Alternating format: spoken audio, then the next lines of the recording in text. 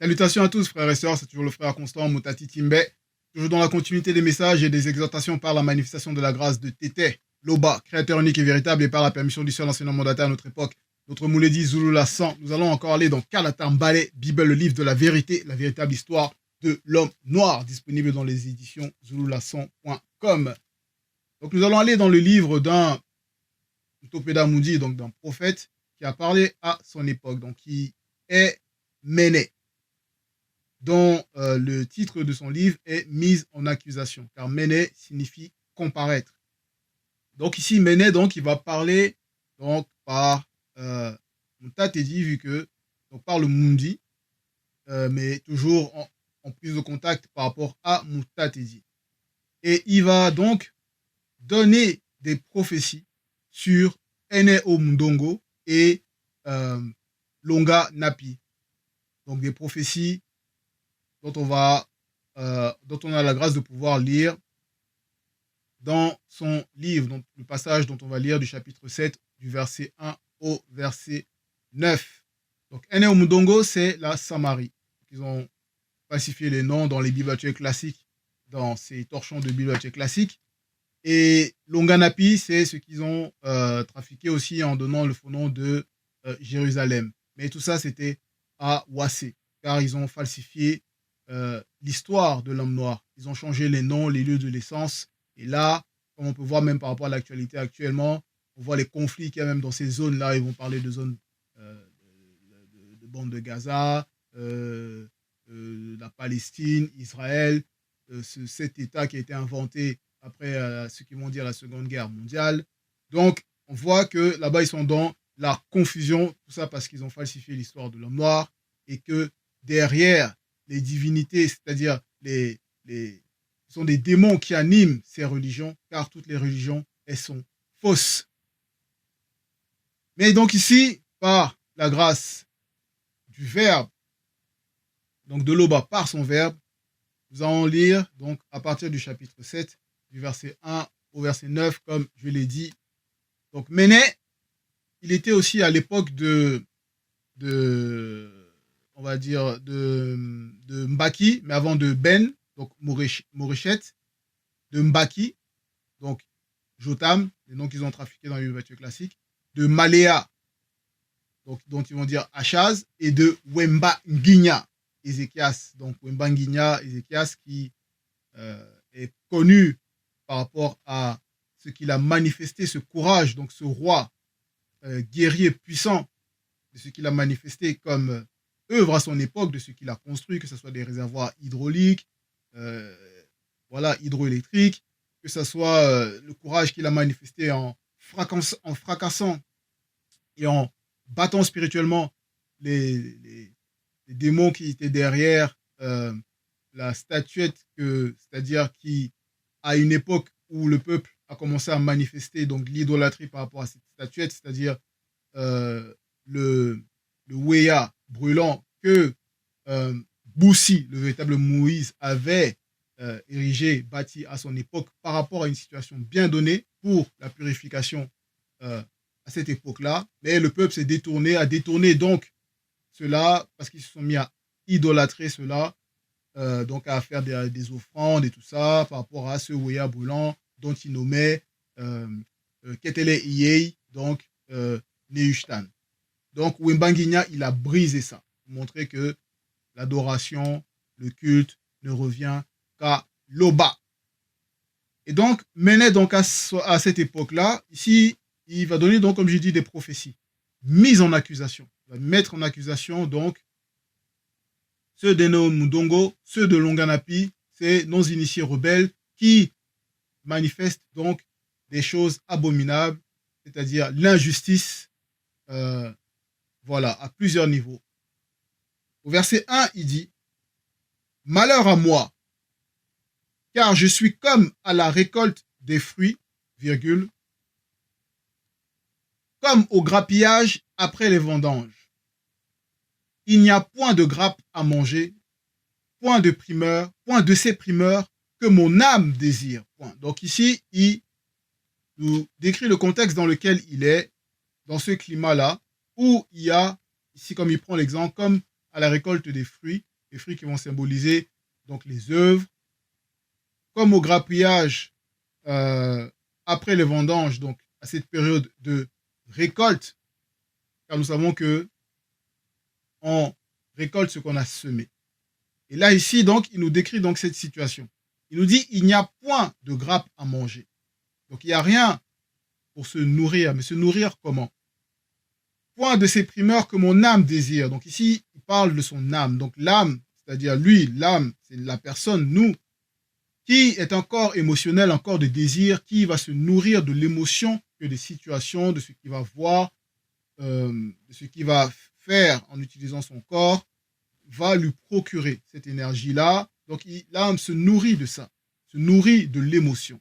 Donc, ici, il nous dit que, donc, par rapport à lui, là, où il est, à cette époque-là où il parle, là, il n'y a point, donc, de grappes, point de fruits. C'est une période où on va dire, c'est comme catastrophique.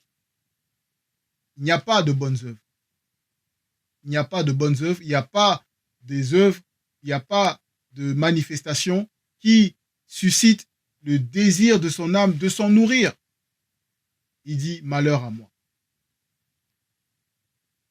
Et on poursuit au verset 2, il va rentrer plus en profondeur par rapport à donc ce qu'il a dit au verset 1 pour nous expliquer plus en profondeur pour qu'on puisse voir, comprendre mieux, davantage.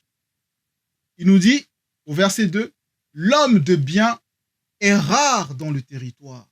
Point virgule. Vous voyez? Donc il explique, l'homme de bien est rare dans le territoire.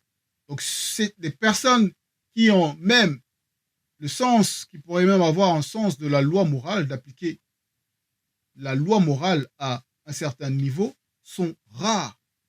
Donc c'est comme désert dans la ville. Ça veut dire que, vu qu'il n'y a pas de vide, s'il y a des hommes rares pour manifester le bien, ça veut dire qu'il y en a beaucoup donc dans cette vie qui sont remplis et qui manifestent le mal.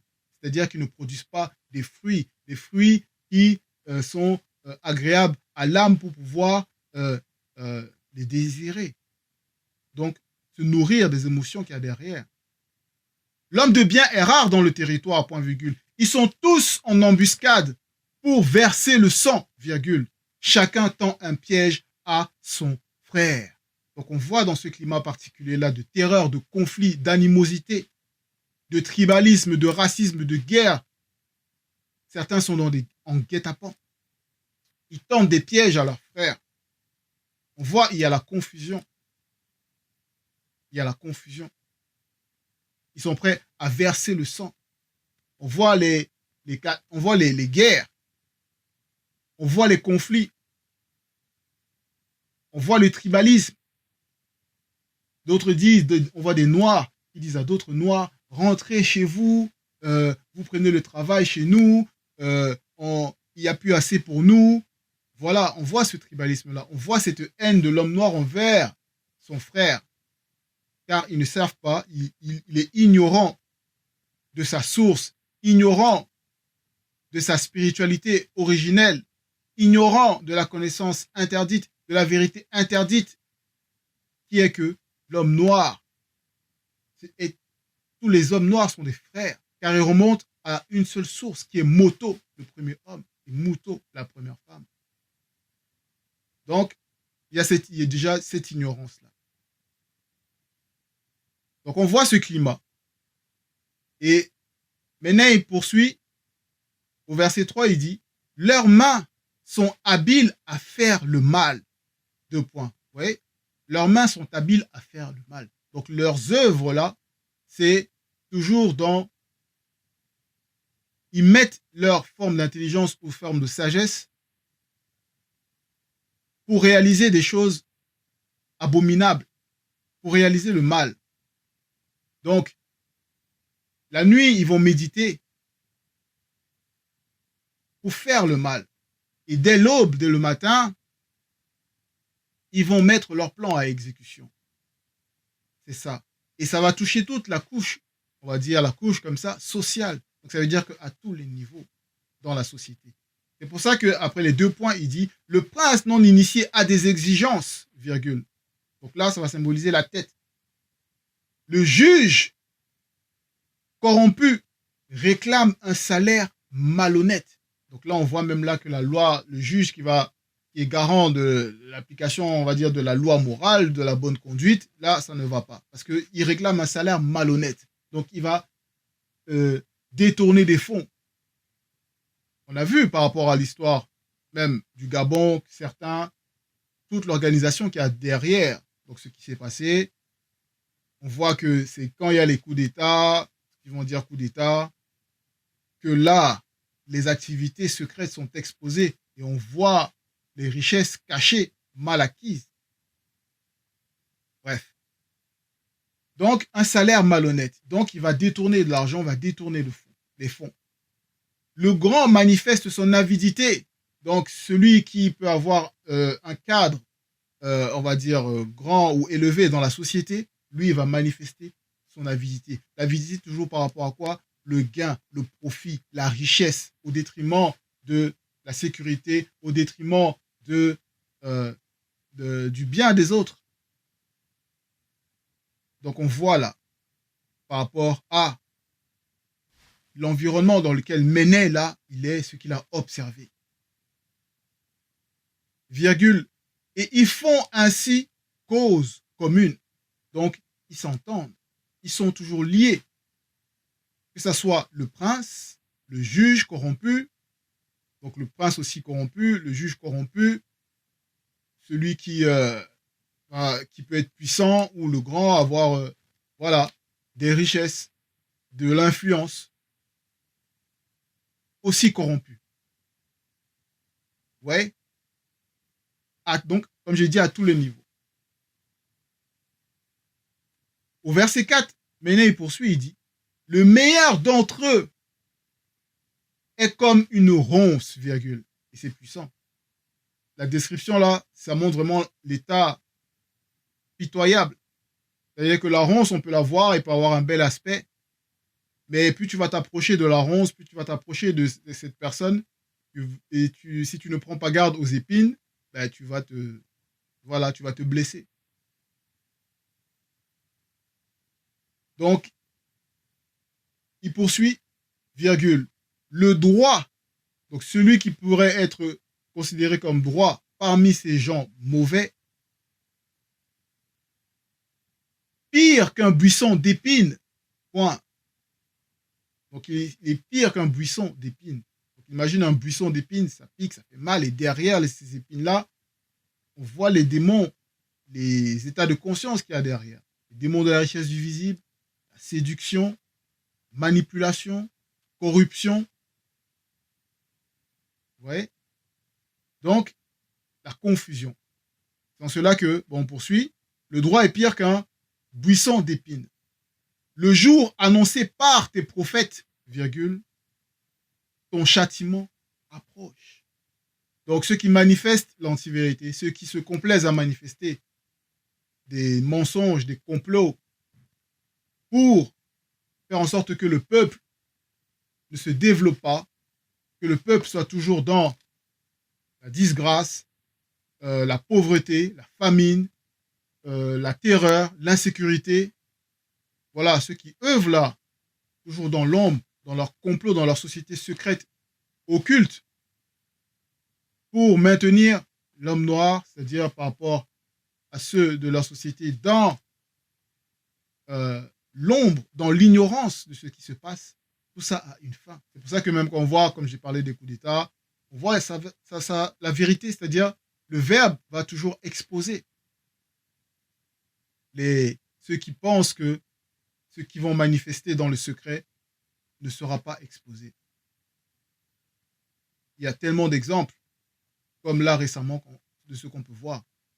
Que ce soit au Niger, on voit les puissances occidentales derrière qui vont mettre des présidents, soi-disant, pour faire vitrine, endormir la population. Mais derrière, dans le discours de ces faux présidents-là, c'est-à-dire de ces présidents, ils sont là pour les intérêts des étrangers. En disant non, on n'a pas besoin de se développer. On n'a pas besoin de ces richesses-là. On a des richesses, mais les autres ne viennent même pas ne s'intéresse même pas à ses richesses. Oh, ne vous inquiétez pas, occupez-vous d'autres choses. Restez dans la religion là-bas, toujours toujours amené à prier des fausses divinités, à être dans la religion, mais derrière, le pays est pillé. Pourtant, le pays a des richesses pour pouvoir subvenir à ses besoins, être autosuffisant à tous les niveaux. Donc on voit que le premier pilier là déjà, qui fait en sorte que l'homme noir ne se développe pas, c'est sa spiritualité. Parce que l'homme noir est rempli dans les religions, et c'est dans ces religions il manifeste ce zèle-là, mais il ne se développe pas. Parce que spirituellement, la porte est premièrement fermée. Et oui, avant le développement intellectuel, il faut d'abord le développement spirituel. Donc, en cela, comme je disais au verset 4, Méné il nous disait, par rapport au châtiment qui a été annoncé par les prophètes, ça s'est manifesté, ça se manifeste et ça se manifestera. Je poursuis au verset 4, c'est alors qu'ils seront dans la confusion, effectivement. Quand le châtiment se manifeste, là on voit la confusion. Ils appellent à l'aide à ceux qui leur fournissaient leur forme de sécurité par rapport à leur alliance occulte avec des puissances, que ce soit étrangères ou d'autres puissances corrompues. Donc, la confusion. Au verset 5, Méné nous dit, ne sois pas ami avec un non-initié, virgule. Un non-initié, c'est un noir qui n'est pas initié, selon la vérité, du verbe de Loba. Loba, qui est créateur unique et véritable. Créateur unique et véritable. Car dans plusieurs de ceux qui sont dans ces religions-là, le non-initié, lui, va croire à des divinités. Il va croire à des divinités, à des faux dieux. Des divinités, donc derrière, ce sont des démons. Parce que les démons, ils n'ont plus de corps physique, donc ils sont de simples esprits élémentaires cachés dans l'invisible du visible, c'est-à-dire bloqués dans l'invisible du visible par rapport à une loi qui a été manifestée. Que ce soit dans Bebo Teddy, vous pouvez vous procurer Kalatan Ballet, Bible, lire la véritable histoire de l'humanité et découvrir, être éclairé par rapport à ça. Donc, ces fausses divinités, donc des démons qui vont agir derrière toutes ces religions, vont amener le non-initié à ne pas marcher selon la vérité. Et en cela ici, celui qui marche dans la vérité, on lui recommande, Méné, il nous recommande de ne pas être ami avec le non-initié, virgule.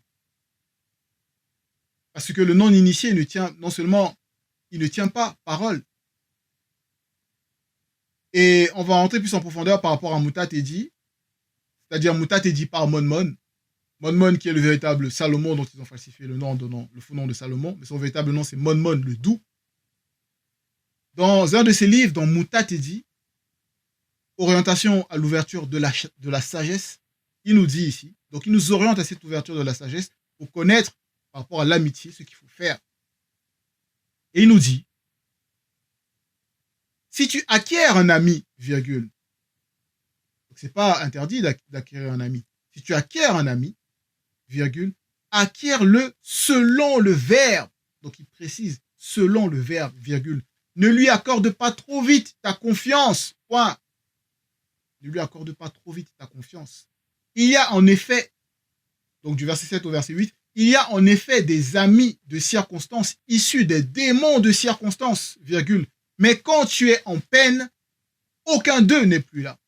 Donc ils disparaissent plus vite qu'ils ne se sont manifestés. Quand tu chancelles ou quand tu peux être dans les difficultés, parce que l'amitié là n'est pas fondée selon la vérité, selon la base. Mais notre premier ami, et véritable ami d'abord, c'est le verbe de Loba, en qui on place notre confiance. On poursuit au verset 5. Ne te fie pas à un non-initié. Effectivement, il ne tient pas de parole. Ils font des promesses et dès le lendemain, dès qu'il y aura une circonstance, ils vont changer par rapport à ce qu'ils ont dit. On dit, tu vas essayer de faire un projet avec un non-initié, mais ça ne sera jamais sûr. Ça ne veut pas dire qu'il ne faut pas travailler avec des non-initiés ou avoir Voilà. Mais il faut ne pas mettre notre confiance dans le non-initié. C'est dans le verbe de Loba qui va nous révéler par rapport aux situations ce qu'on doit manifester. Donc on ne doit pas s'appuyer sur le non-initié.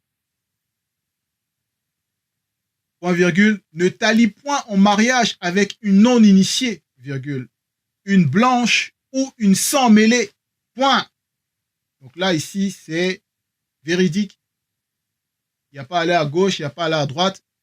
Mais bon, on va néanmoins aller en profondeur. D'abord, par rapport à une blanche et une sans mêlée, parce que, encore une fois, le mariage mixte, c'est une abomination. L'homme noir qui va en mariage mixte, il souille sa race, il souille sa personne, il se souille et il déshonore ce qui est consacré au verbe de Loba. Parce que l'homme noir est l'homme originel. Et il a sa mission à accomplir dans ce visible. Mais le fait d'aller avec des femmes blanches et sans mêlée, il se détourne de sa mission.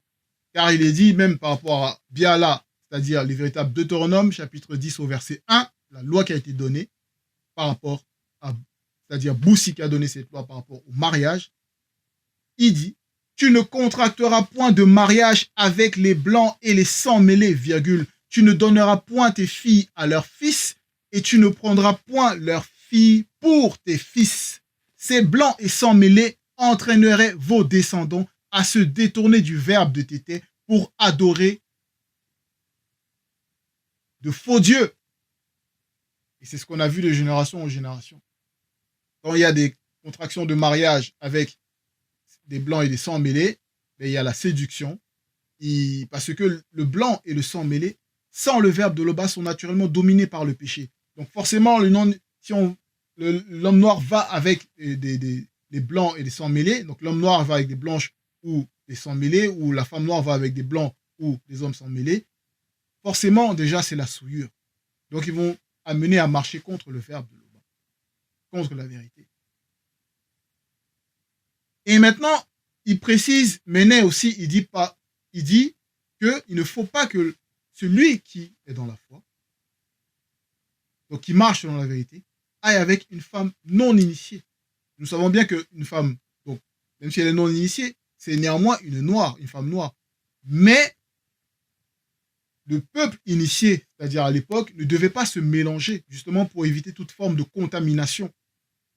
Même si c'était une noire, il fallait qu'elle marche selon la vérité. Et en cela, on va voir aussi par rapport à Essombe, qui est le véritable pôle de ce qu'il a dit dans son livre La Réconciliation. Il est rentré plus en profondeur pour révéler. Et il dit, donc on va lire du verset 9 au verset 11, chapitre 18, un frère, entre parenthèses, noir, dans la foi en Loba, ne doit pas se marier avec une non-croyante, entre parenthèses, non initiée, virgule. Vous voyez? Donc, non-croyante, ce sont les non-initiés. Les véritables croyants, c'est ceux qui ont la foi en Loba. Et tous ceux-là qui sont dans les religions, les formes de spiritualité, voilà, ce sont des non-croyants. Donc, pas de compromission, pas de mélange par rapport au mariage. Virgule, une blanche ou une sans mêlée. Donc, il est rentré plus en profondeur. Verset 10, et une sœur noire dans la foi en Loba ne doit pas se marier avec un non-croyant, entre parenthèses, non initié, virgule, un blanc ou un sans mêlé. Si le frère ou la sœur sont dans cette situation, virgule, qu'ils se séparent. Le frère ou la sœur ne sont pas liés spirituellement dans ce cas-là. Donc, il n'y a pas de lien spirituel. Ça veut dire que le plan spirituel ne reconnaît pas cette union, car c'est une union interdite. Donc, on poursuit au verset, alors je disais le verset 5, oui voilà, on poursuit. On va aller au verset 6. Où Méné, il poursuit, il nous dit, car le fils non initié outrage son père non initié, la fille non initiée se soulève contre sa mère non initiée, la belle-fille non initiée contre sa belle-mère non initiée. Chacun a pour ennemi les gens de sa maison. Donc on voit qu'il y a toujours la discorde, des disputes. On voit les problèmes avec les belles-filles, belles-mères, beaux-fils, tout ça. Des problèmes avec les familles, ça marche pas. On voit le tribalisme qui se manifeste par rapport à des traditions qui ne sont pas appliquées. On voit il y a des discours, ça va même jusqu'au fratricide. Ça va, voilà, des querelles. On chauffe l'eau, on verse sur l'autre, on tue, on empoisonne. On voit des choses abominables. Tout ça parce qu'il n'y a pas l'initiation. Il n'y a pas l'ouverture à la sagesse. Il n'y a pas la crainte du respect qui est dû à l'Oba. Au verset 7, il poursuit, il dit, pour moi, virgule, ma vie est à l'Oba, car son verbe est mon espérance et mon salut. Je suis toujours exaucé. Donc là, c'est ce que Méné nous dit. Et c'est l'état de conscience dans lequel nous devons être. Nous qui avons la grâce d'être dans la foi en l'Oba, donc d'être de véritables croyants. Donc on doit mettre notre foi, notre espérance, donc Dipita, et notre salut, donc Soma, dans le verbe de l'Oba. Au Téténa, il y a la Tété, il y a la Loba. Je suis toujours exaucé. Donc on se confie, sérieusement, véritablement, spirituellement, selon la vérité, au verbe, on est toujours exaucé. Verset 8, ne te réjouis pas à mon sujet, mon ennemi. Car si je suis tombé, je me relèverai. Point virgule. Et oui, car c'est le verbe de l'Oba qui renouvelle nos forces. Il renouvelle notre énergie du Wigné. Et quand on se sent faible, on se confie au verbe. Il nous redonne l'énergie. On reprend courage davantage et on avance. Si je suis dans les ténèbres, virgule, le verbe de l'Oba sera ma lumière. Donc, moenen. Donc, parce que c'est le verbe de l'Oba qui éclaire nos pas par son rayonnement puissant, son puissant rayonnement sur ce chemin de la sanctification. Car c'est le chemin de la sanctification, le véritable chemin. Donc ici, Méné, il nous fait comprendre qu'il ne s'inquiète pas. Et nous ne devons pas nous inquiéter, peu importe les situations, peu importe les circonstances, peu importe le climat dans lequel on peut être, on doit se confier au verbe et agir selon que le verbe nous manifeste de faire. Parce que le verbe de l'Oba prend plaisir à la miséricorde. Peu importe les situations dans lesquelles nous sommes, si on se confie, on se repent sincèrement de nos fautes. Voilà.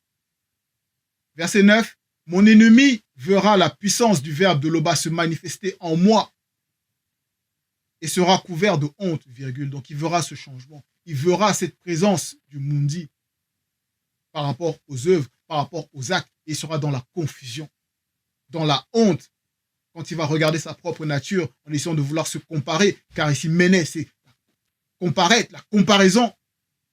Il sera dans la honte. Lui qui disait, où est l'Oba, ton souverain? Point d'interrogation.